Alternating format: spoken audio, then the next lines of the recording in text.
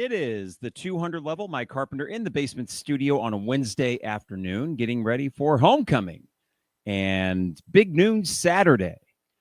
And I did not think it would be this difficult to muster up genuine enthusiasm beyond it's a homecoming Saturday and I got friends in town. It's a ranked football game. I mean, that's all great, right? But I would be lying to any of you listening or watching right now if I said that the excitement I have is anywhere close to what I thought it would be last, let's say, Saturday afternoon. The news about Big Noon Saturday came out, I want to say 2:30 or 3 o'clock on Saturday. And as we're kind of pre-gaming and getting ready at my buddy's house in Bloomington for the game in Indiana, I see the image. I pass it along to my dad and to my chat thread. And hey, this is it, guys. This is a big moment. And God, if we win tonight, could you imagine? Well, this is before the idea of a 63-10 loss was even a consideration. Not that it ever was before the game happened, but it did. It did happen. 63-10 happened. And the aftermath of that is probably a decrease. Not probably, but definitely a decrease in the excitement you're feeling for this game, which oddly enough is even more consequential because of what happened at Indiana. If it were a close loss in Indiana, this would still be big, but I don't think the overall tenor or mood around the program would be in this weird pit that it is right now. Something that is so night and day from where it was even 5 days ago. From this moment, I mean, by that point, as I'm recording this, the Indiana game hadn't been played yet. But man, what a blowout loss will do to the psyche of a fan base. And I get it. I'm not going to fault any Illini fans if they are less inclined to be pumped for Saturday, or for that matter, for the rest of the season.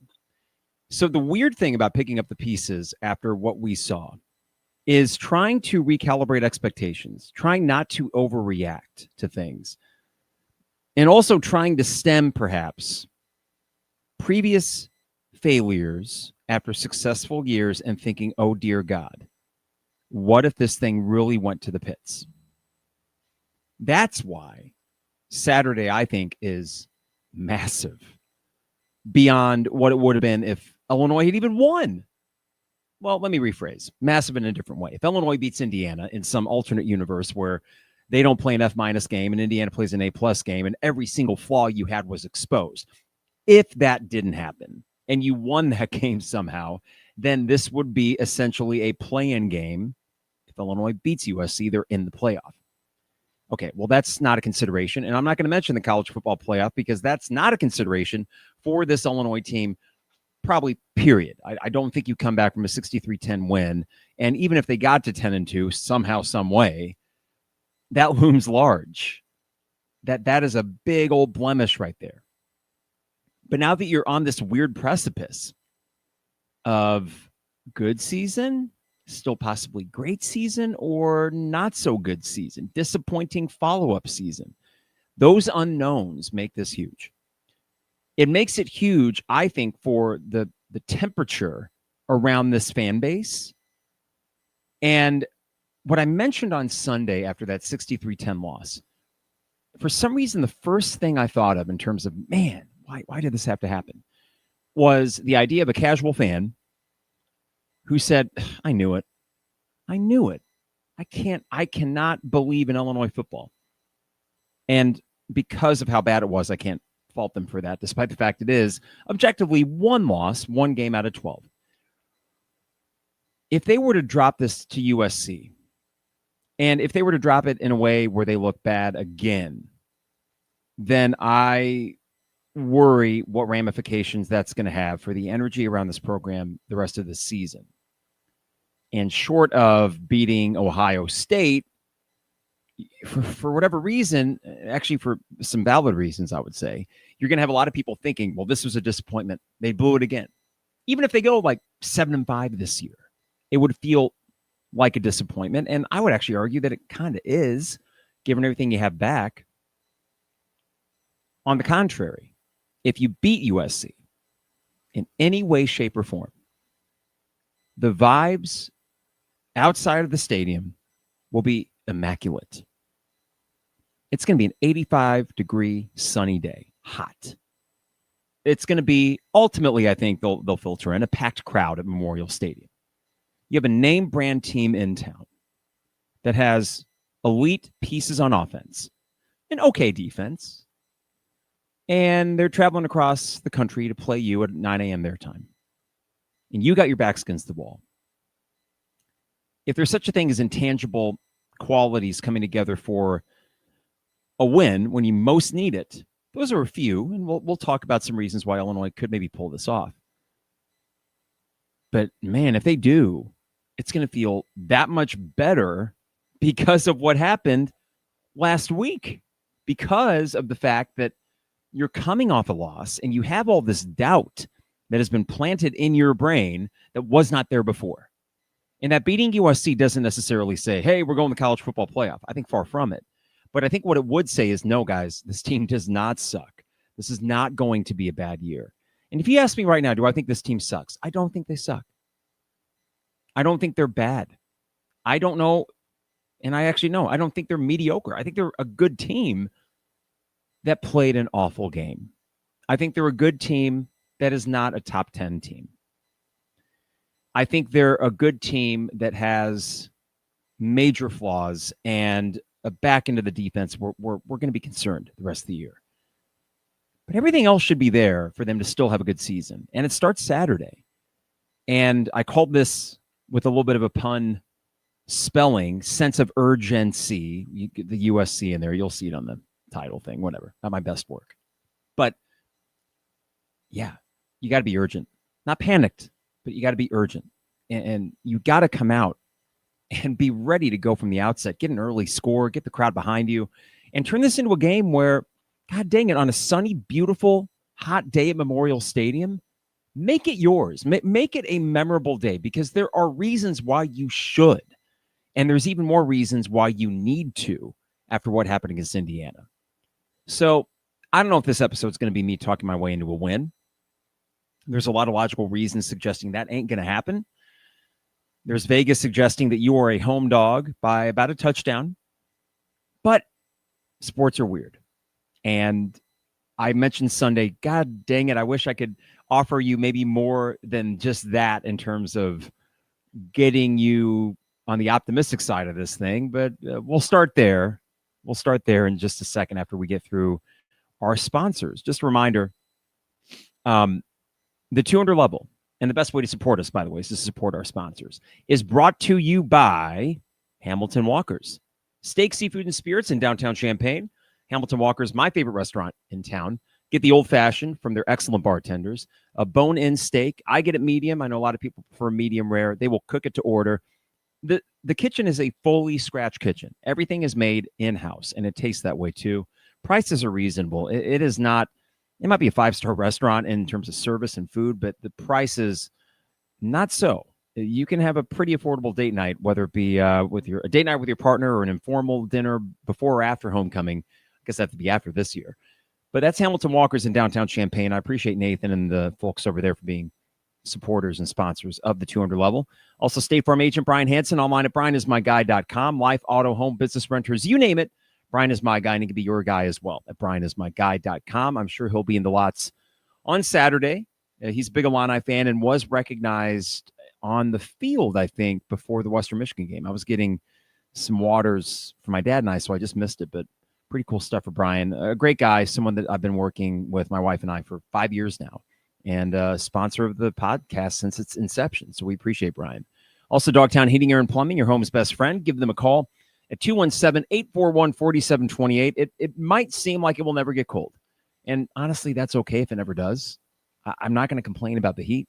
But yes, you will need to get a furnace check sooner rather than later, because it will get chilly. And Dogtown Heating, Air, and Plumbing can make sure that your furnace system is running tip-top before you get to the cooler months. That's 217-841-4728. And finally, Owen Builders LLC, online at owenbuildersllc.com. For your next home improvement project, check out a gallery of their work online. And while you're there, get a free quote at Owen Builders LLC. Not just excellent, .com. Not just excellent craftsmen, which Luke and his staff are full of those, but It's really the timeliness and the communication with which they get these jobs done, and highly recommend them for whatever your next home project may be. Champagne Showers Podcast Network, appreciate them and appreciate you. Hello to those tuning in on a Wednesday, whatever platform you're watching on. And we got 3 going right now on YouTube, Twitter, or X, and Facebook.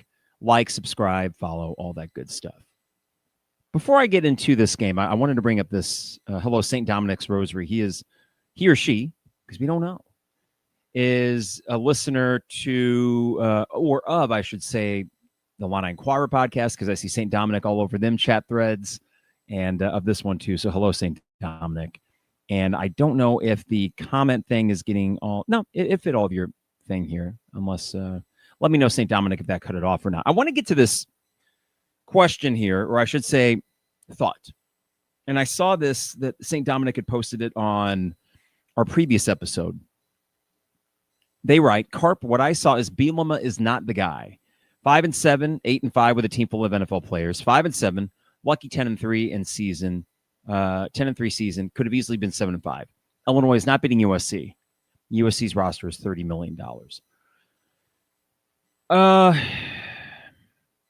Let's talk about that. And I'm not St. Dominic going to come out full-throated, you idiot.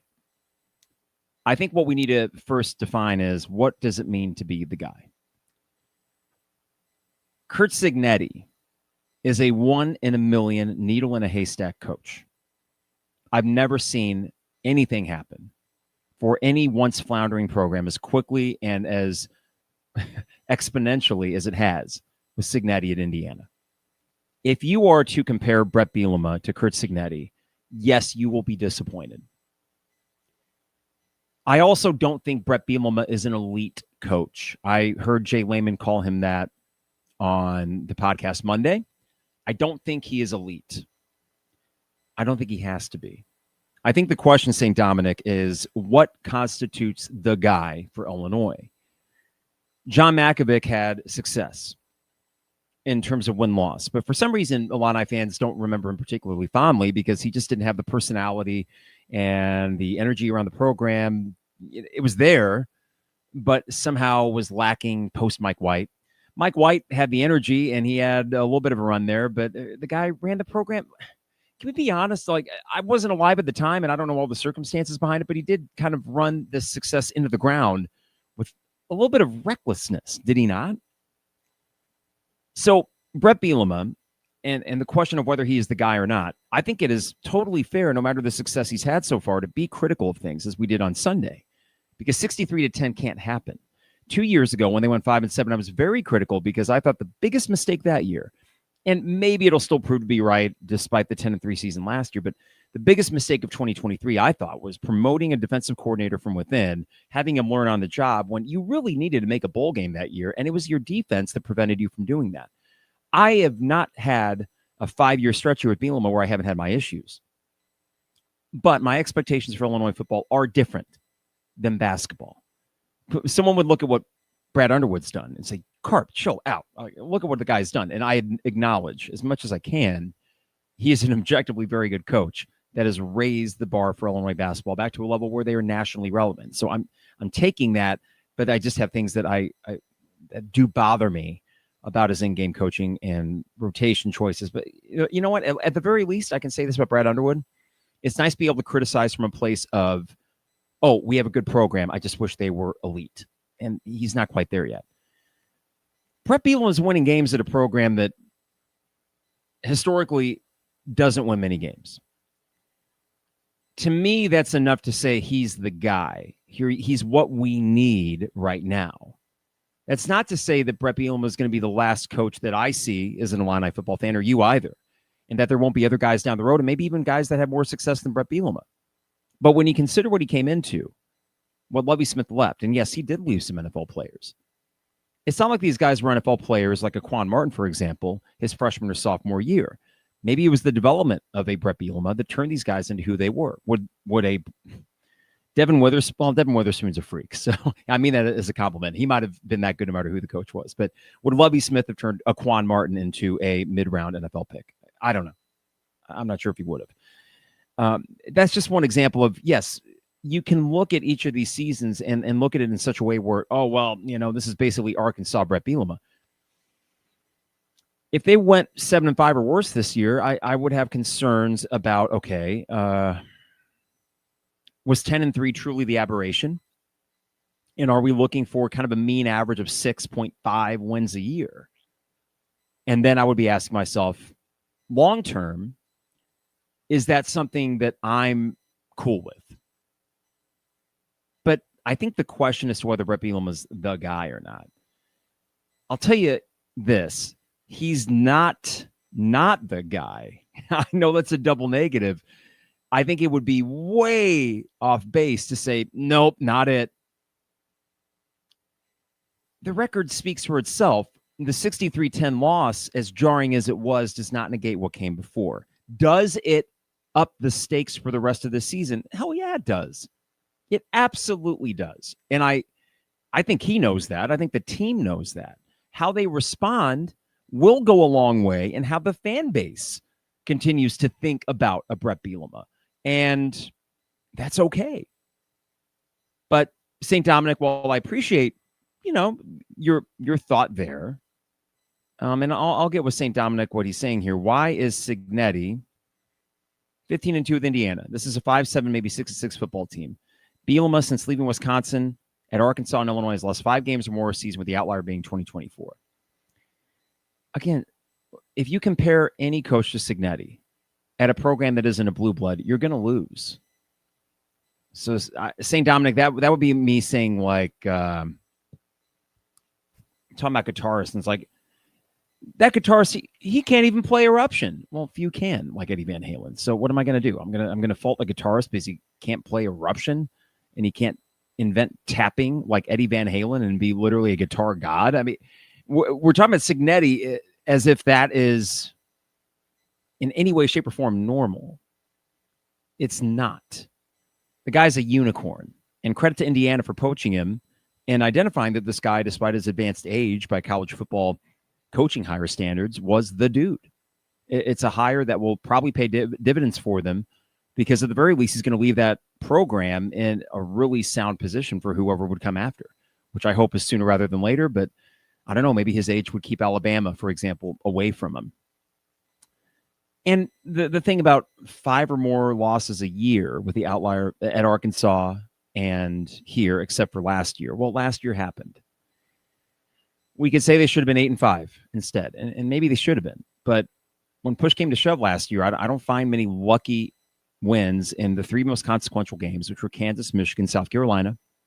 All games they had to win, all games they did win. There were ups and downs for a team that I thought was ahead of schedule. But 10-3 last year, I think, was a remarkable coaching job. Luck aside, or however you want to factor that in, whether it be Purdue not converting the 2-point conversion, yeah, that would have been an abject disaster. It didn't happen, though. I think you got to go with the record, let that speak for itself. And if they go 5-7 and 6-6 this year, you might be onto something, St. Dominic. I'm not willing to acquiesce that yet. I'm not willing to say this team's going 5-7 or 6-6. I'm not willing anymore to say they're going to go 10-2.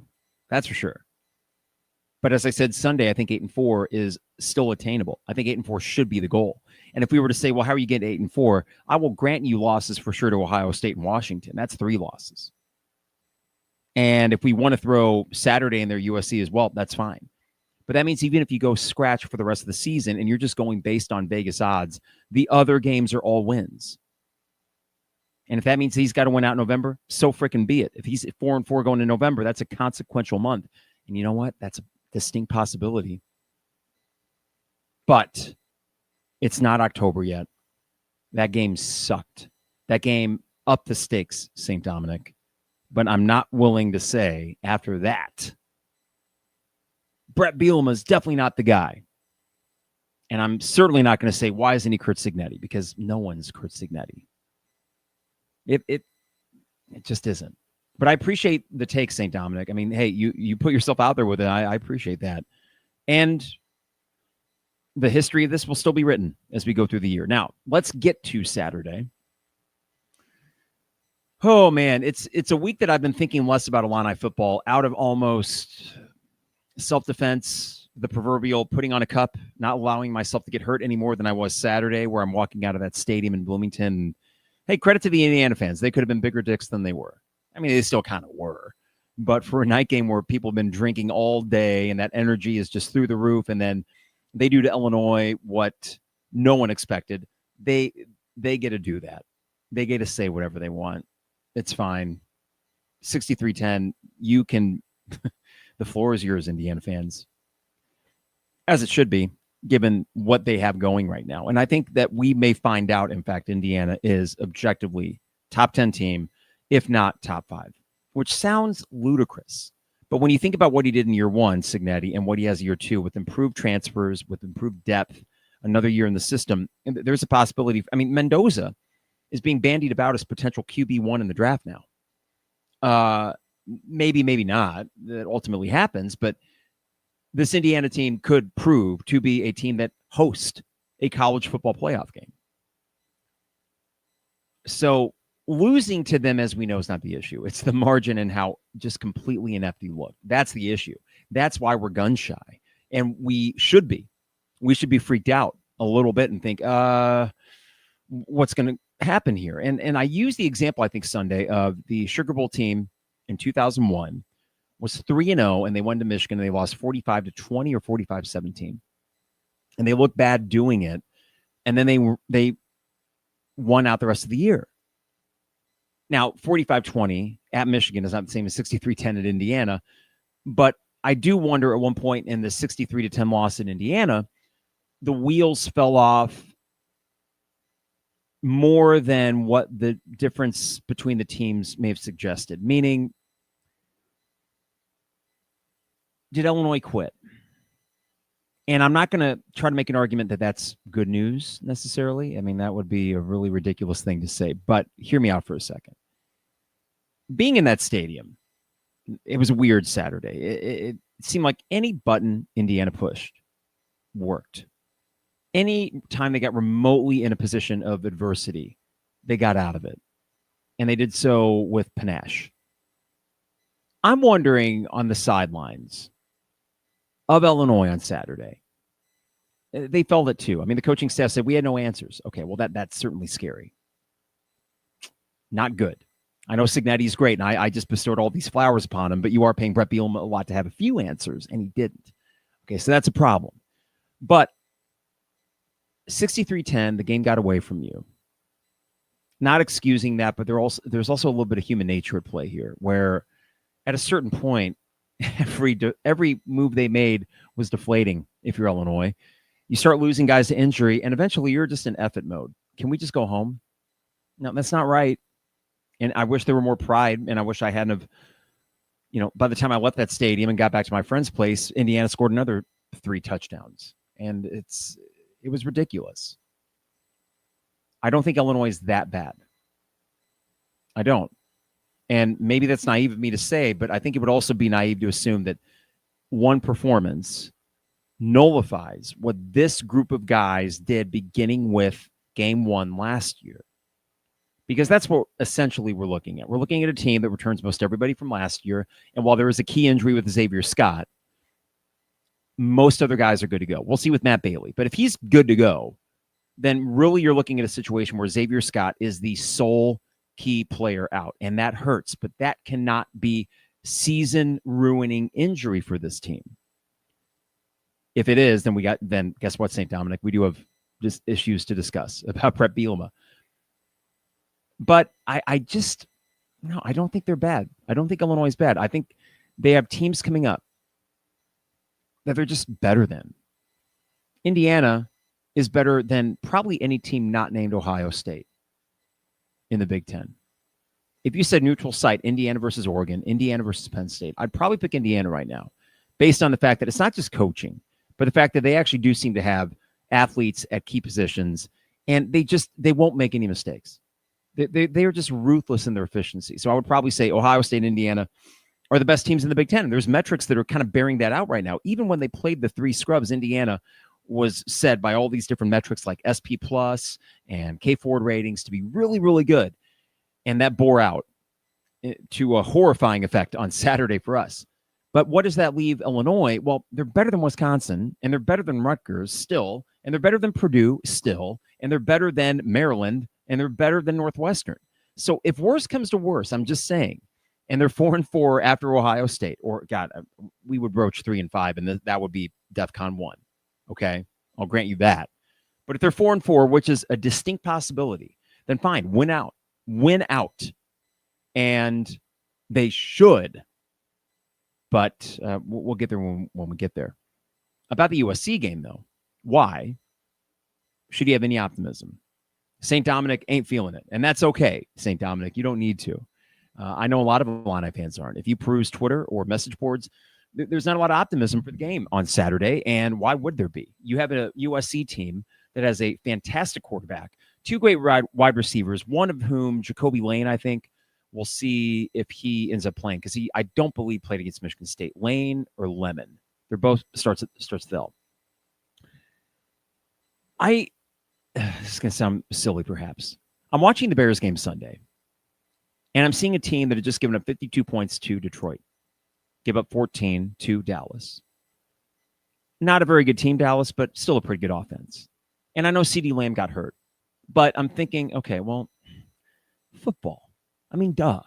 Wasn't it obvious that an 0-2 home team, backs against the wall, with a vulnerable Dallas team coming in, was going to get the win? Well, not only did the Bears get the win, they actually looked really good doing it, 31-14. Am I back with the Bears? I mean, sure. I want to have a rooting interest Sundays, and I like Caleb, and I like Ben Johnson. I know Caleb drives me nuts sometimes, but I'll take that ride. Fine. You got me back for a week, Bears. Well, what occurred to me while watching that was, football is freaking weird. And I know that this would be the lamest thing that I could say as to why Illinois could win this game. But football is an inherently weird game. When you have 11 guys going against 11 guys, I think of it like, me playing in a band times infinity. All the intangible factors and all the different push-pull things that have to go a certain way for this thing to work. If one thing goes off, and then a second thing and a third thing, a team like even like USC, a finely tuned offensive juggernaut, can all of a sudden find themselves in the middle of the third quarter thinking, God dang, like, we haven't been able to get this thing going like we want to. Meanwhile, Illinois could just wake up on Saturday, play their best game, most complete game of the year, and given what we know about some talent on this team, that could be enough to win at home against the USC team that is top 25, 21st, I think, in the rankings. You're probably thinking, Jesus, Carp, is that the best you got? Yeah, that's the best I got right now. I cannot give you a lot of tangible reasons why Illinois should win this game. But haven't we seen this before? And I'll get to the Bielema factor in just a bit. But haven't we seen this time and time again with sports? A team is left for dead. They look like the worst piece of crap you ever seen in your life. And then they live to fight another day. And they play okay the first quarter. Wow, okay, they're definitely better than last week. Then the game just kind of goes on and just, well, it's the fourth quarter. It's a one-possession game. What? Wow. And then before you know it, one big play and you get the win. Yeah, I don't know. If that's the best I can offer, then yeah, you should be skeptical on Saturday. And I think my head is saying, yeah, it's skeptical. But for some freaking reason, I cannot shake this gut feeling that it just makes sense somehow that Illinois wins this game. I cannot shake that feeling. And maybe it is a bit rooted in past precedent with Bielema. It was homecoming 4 years ago, 2021. Wisconsin comes to town, 31-0, 31-3, 28-0, 28-3. Regardless, they smoked you. It was wholeheartedly depressing. Illinois couldn't do anything right that day. So, season's over, right? We're going to go 3-9. This sucks. I forget if a bye week occurred next, but the next game you win in 9 overtimes at Purdue. You have a harder time beating Purdue, it seems, than Penn State. You beat Penn State in 9 overtimes. A game that I actually was listening to while doing yard work, cleaning up leaves and stuff, because I was basically checked out by that point. Had to at least stay in tune with the game, and then, oh crap, like, we might win this? and they did. And they won at ranked Minnesota. And I know there were disappointing losses in their home against Rutgers, and but you ended the year with a win against Northwestern. That team was left for dead, and then they showed signs of life down the stretch with 2 ranked road wins, seemingly out of nowhere. But Bielema seemed to galvanize that team at their absolute rock bottom. In 2022, their rock bottom occurred after Purdue at home. The Michigan State game was bad, but the Purdue game at home the following week was worse. And St. Dominic, to your point, I can't excuse that. I do know that after the Purdue rock bottom in 2022, they go on the road to a Michigan team that plays in the college football playoff that year, and short of getting screwed late by a non-pick call, should have won. One of their better performances of the year. Didn't quite get it done against an elite team. 2023, they lose at home on a Friday night to Nebraska. Season's over. Barry Lunny should be fired. Get him out of here. Bye week. On the road, Maryland. I'm in Las Vegas as this is happening. I was literally looking for a sports book to put money on Maryland. minus 17.5 or 13.5, whatever it was. Didn't put it down. Glad I didn't. And you might be thinking, Carp, why would you ever root, or not root, but bet against the Illini? I don't know. I was down on them, and we all were. And they won. Chips are down, and then they won. And then I guess last year, if you want to go with it, the Purdue the Purdue overtime win, it was a win. But was that not the worst performance of the year? It was. And then you follow it up and you beat Michigan. And I remember what I did, maybe dumb of me to do this, but I recorded the Michigan podcast or previewing Michigan before the Purdue game even happened, because I was going on, my wife and I went to Cancun the day after Purdue. So I had to have a podcast ready to go. I'm like, well, we're going to beat Purdue. They're terrible. Ugh. Skin of our teeth. And yet I thought to myself, whatever I said in this Michigan pod, it holds true. It's football. We sucked against Purdue. I don't think we're going to suck against Michigan. You got the stinker out of the way. Now, in fairness, sometimes it is a double stinker. And this is the danger of the USC game, is where you look back to 2022, and it was the Michigan State and Purdue loss. The two were at home. Both of them were stinkers. So it's not like after Michigan State, you should have said, well, we got the stinker out of the way. We're going to beat Purdue. No, you didn't. You played worse. 2023, before the Nebraska rock bottom, you had an awful, god-awful second half at Purdue. Two stinkers in a row. There's a chance we're going to have two stinkers. Last year, Oregon smoked you, fine. Came back home, Minnesota beat you. I felt like there have been worse games I've seen from a Bret Bielema coach team than that Minnesota one, but regardless, double stinker, if you want to call it that. So that is where you could be concerned. You kind of have to hope that you laid your biggest stinker last week and you got it out of your system, and now you're going to get the Bret Bielema bounce back game, the BBBB game. St. Dominic is probably not as optimistic as I am that that's going to happen. I'm just saying there's this weird thing in my gut that's saying this is going to be a close game. There's a weird thing in my gut saying Illinois is going to win, and that doesn't make any sense. I'm going to wake up bright and early to get to the lots a little bit earlier, just because it's going to be packed despite what happened against Indiana, and walk into the stadium like, well, what the hell? I walked into Indiana thinking, okay, this is it, laser focus. Come on, be the best fan you can be, root your team on. We got to have all hands on deck. USC's like, what the hell, guys? I don't know. Show me what you got. And I think that's another thing that makes this a particularly intriguing game. You're going to have a crowd that will be there and be present and be loud when they need to, especially early. But there is going to be a show me mode that this fan base maybe doesn't deserve to have, given the success Bielema's had relative to past history, but understandably will have after a 63-10 loss. That will be there. And I think it's got to start right away. I think Illinois has to come out. I mentioned urgency, but they got to come out and score. Enough of this bullshit where you're just kind of, dinking around with like two tight end formations. Spread the ball out. This is what I liked about the start of the Indiana game, and I do think that if things hadn't derailed so freaking quickly, it might have been at least competitive through halftime. If you don't have a couple of absolute killer plays against you, especially special teams. But I did like Barry Lunny's initial plan. They came out throwing. They came out RPO. It worked to some effect in the first 2 drives. You just couldn't sustain things at all throughout the game, and then eventually got away from you. You're probably calling plays that you maybe didn't want to. If you keep this relatively close, I think Illinois' offense can get back to what we saw in the first 3 games or some of the better moments in those second halves especially. And I don't think that includes trying to run the ball down USC's throat. Here's the other factor that you hope plays in your favor. I don't know how good of a coach Lincoln Riley is.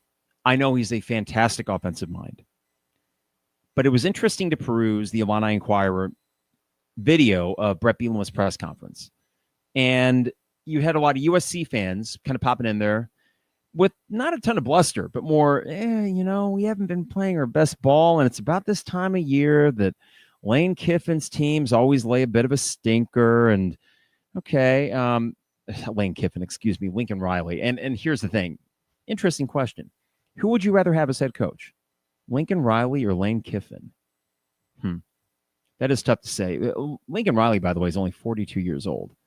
Kind of a coaching phenom at Oklahoma, where we went 55-10. He is currently 30-14 at USC. But what interests me here is if I look back at USC's schedule last year, they go on the road and lose to Michigan, a quarterbackless Michigan. They go to Minnesota on October 5th. They lose 17-24. Close game, Penn State at home, but then they go to Maryland. They lose at Maryland last year. They did not win east of the Mason-Dixon line last season under Lincoln Riley. It took Purdue, and I know Purdue scored some points against USC and against Notre Dame, so boy, am I not looking forward to that game next week. Just win it by a point. I don't care how you beat Purdue. Just do it, for the love of God. I'm pretty sure that the Purdue win was Lincoln Riley's first east of the Mason-Dixon line. If I go back to, they were still in the Pac-12 his first year. He did much better then. And then, let's see, that was an 11-3 season, 8-5. Yeah, I'm just going with the Big Ten numbers here. Yeah. That was the other factor, guys. Lincoln Riley, I don't trust necessarily. And on top of that, I will mention the 9 a.m. start time for them. They're young. And on one hand, you could say, yeah, they'll be fine. They'll get over it. And you might very well be right. But offense, in particular, rhythm, momentum, things just connecting and hitting at the right times. And one little derailment can make it that much tougher for an offense to be at their absolute best. Now, this is an offense that's been a fine-tuned machine this year. I mean, so far, USC is, 73, 59, 33, and 45 points. But bear in mind, at Purdue, by no means a staunch defense. They mustered 33 points. And yeah, that was after a long rain delay, but 33 points. Can you keep them to 33 points? If you do, I think you can win. Can you keep them to 35? How's that? Aaron Henry, you can give up 35 points. And you'll have a chance. I would think. I would hope, Barry Lunny, that 35 gives you a chance to score a bunch on this USC defense. There's a reason they weren't ranked at the start of the year. This is a team with gaudy offensive numbers against Missouri State and Georgia Southern, and they still got their yardage against Purdue and Michigan State. But let's not pretend like Purdue or Michigan State, they absolutely blew them off the field. And let's not pretend that Lincoln Riley is Kurt Cignetti. He's not. This is where Bret Bielema has to have the game of his career at Illinois. I mentioned at the start, it's more consequential because of what happened at Indiana. Maybe not as exciting, but it is more consequential. Bret Bielema needs to make his money in this game. You have a coaching staff that you brought back. That should be a strength. It still could be a strength, but it's got to start now. Bart Miller, I don't know, man. Earn that paycheck or find the door, because if the offensive line is merely adequate, it changes everything. They've been outright bad. Defensively, again, back to Aaron Henry. I mean, I think he's done pretty well since the start of 2024. And you don't need an elite defense from him. But I'm not going to excuse bad defensive performances because one guy, Xavier Scott, is out. He is a tremendous player, and I know he's a bit of an equalizer in the back end. But you have most other guys ready to go. This is truly, everybody, this is a zero excuse game. It just is. I don't want to hear anything about injuries or any of that. You need to find a way, piecemeal, patchwork, however you do it, to win this game. And my gut says they will. I don't know why. It sounds ludicrous. My gut says they will. My head says, are you serious? But as the old cliche goes, that's why you play the games. From Andy White, I don't think we lose to anybody else that big the rest of the year. Saturday was bad, but Cignetti is known to run up the score. Even at Oregon, wasn't that bad last year. That's true, Andy. And, you know, the interesting thing, to Cignetti's credit, I mean, they were running the ball mostly in the fourth quarter, but it was certainly all the way through that third and the end of the third, they were going for it. And good for them. I mean, college football playoff rewards teams in margins of victory. That was a major wake-up call and immediately places them in that conversation. So I have no issue with that. Also from Andy, I'm not saying there aren't issues with this team, but I feel like last week was an aberration due to who we were playing. We should be at least close to the rest of the games this year. I'd hope so. Any other blowouts, I would be disheartened, Andy. And in a way, I include Ohio State in that only because they have an elite defense. I don't know if they have an elite offense this year. Good enough to win it all. So that might seem like, what are you talking about? But similar to the way that you played against Michigan back in 2022, I don't see why that couldn't be replayed here in a couple weeks against, was it Julian Sion, the quarterback for Ohio State? He's fine. Does he scare you as much as some other guys you're going to face this year? Not necessarily. USC's quarterback, Maeva, excuse me. He's really good. But Mendoza was really good. And Darian Menza was really good. And it's high-level college football, so you're going to play good quarterbacks. I wish I had more X's and O's why Illinois could do this. I mean, they got enough offensively. Figure it freaking out. Block. And let Luke cook and not get murdered back there. I know he hasn't been great, but what do you expect when he's getting, flat on his ass 8, 9, 10 times a game? Keep him upright. You're going to have a chance. I mean, I wish I could give you more detailed analysis than that. This is why Jay Lehman does the film rooms. He actually knows what he's talking about. But, I mean, isn't that as simple as it gets? If Luke Altmaier stays upright, if you tell me the offensive line actually shows up and plays well, don't you believe it's going to be a close game? I do. And you're going to have to score a lot of points, and you're going to have to get some breaks, and USC will have to make some mistakes. But you know what? That's how a lot of wins have happened in the Bret Bielema era. And that's how a lot of wins happen in college football. It really is. This is not some insurmountable thing that you're about to face. If you come out and you look outclassed from the jump and you get blown out at home, I'm throwing DEFCON 1 up there immediately. I'm not waiting to say, well, what if USC is just elite? Maybe, but that can happen under these circumstances. And the more I think about it, you got to win. You have to win. If you are a program as good as Bret Bielema thinks they are, and I think evidence would suggest that between last year and all the returning guys, that this is still a team very capable of 8 or more wins, then you have to win Saturday. Why do I keep thinking they are? I mean, comment section, let me know if I'm wackadoo for this. I don't know. I cannot shake the notion that they're going to win. And I'm not drinking the Kool-Aid. I've not said really anything other than, well, that's just football. It's weird. But my basic thesis is this. Illinois, I don't think sucks. Football is weird. You never know. That's what constitutes the gut feeling. So I admit that it's not based in, science. But that's what I got. We'll be back Sunday to talk about it, regardless of what happens. And man, I hope we have good things to talk about because I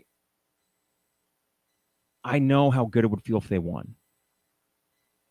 I'm going to compare this, and I know apples and oranges. Kansas is not USC. USC is a little bit more talented than Kansas, I would presume. But I just remember last year before the Kansas game, I thought, well, Illinois is going to win. Why? Because they have to. They have to. I think Bret Bielema knew it. I think that whole team knew it. They had to win that game if they wanted to ensure they were going to go to a bowl or have what would be constituted as a successful season. They had to win that game, and they did. And they actually showed up and played an inspired game. Not the cleanest, but they were inspired from the jump. And it felt like that in the stadium. Oh, okay, yeah, they showed up. We're going to have a ball game. Good. It's not going to be Kansas from the year before. I think it's kind of the same thing here. Over there this week. I mean, there had to have been, guys, this is ridiculous. Whatever happened there, try to flush it the best you can, but we're better than that. We need to start right now. And the momentum that you've built can, if not evaporate, it can dissipate if you allow the Indiana thing to snowball. You can immediately stop the snowball with a win against USC and a win against Purdue. Find your way to 5-1. And all of a sudden, the vibes are good again. This is a winnable game. If it weren't, Vegas would have extended that spread even further. But bettors have said, 6.5, we're good there. We're good. Why are they not willing to put themselves out there even more? Why not 9.5? Why not 13.5 if Illinois does, in fact, suck? Because they don't suck. And because USC is not a top 5 team. You're a home team. It's a big game. Get the win. If you're this program in year 5, you get the win. And I see people predicting 3-touchdown loss. If that's what happens, we got major problems. And now you're looking down the barrel of maybe losing a lot of what you built. And I don't want to have that conversation Sunday. My gut says we won't. My head says we might. So which is it? Is it the head or the gut? I don't know. I guess we'll find out on Saturday. Should be a fun day regardless. It's a hell of a lot more fun when they win. So you can go out to the post-game tailgate and revel in a victory, a homecoming victory, no less.